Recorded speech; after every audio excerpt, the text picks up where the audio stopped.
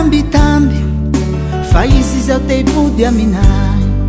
aizao hanao akory anazy niantsonay nitomagny fa izy zao dra tena mizaly aizao hanao akory anazy aleo avao on reste ami fa izao fanambady eo tara loatra en direct am télé izao manao mariage eo tara loatra aleo avao on reste ami fa izao fanambady eo tara loatra en direct am télé izao manao mariage eo tara loatra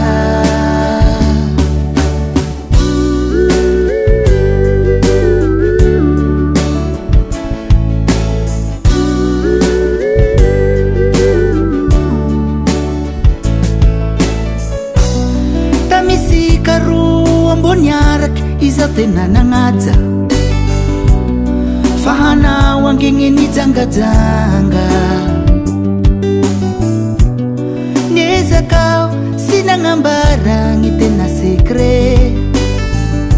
fa lasa hanao koa gny magnarasy anay amin'olo agny aleo avao on reste ami fa izao fanambady eo tara loatra en direct am télé izao manao mariage eo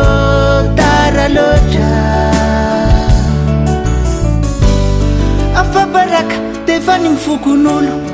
ka izy io nivamba mivadin'olo fa de misy no loatra ny taray taminay fa hoe mizaly nefa nivamban'igny tokom-baby dinemodemoky ninaharale agnainao zay manomboka androany mba mietrereta faka mavandivandy ovao gny toetra fa sy mampanjary io avy toajeregny mba magnatogna kely andrimo pera na mangala torohevitra ampastera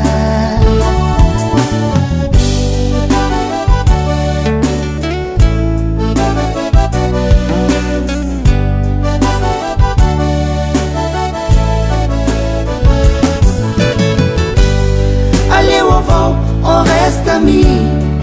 fa izao fanambady eo tara loatra en direct am télé izao manao mariage eo tara loatra aleo avao on reste ami fa izao fanambady eo tara loatra en direct am télé izao manao mariage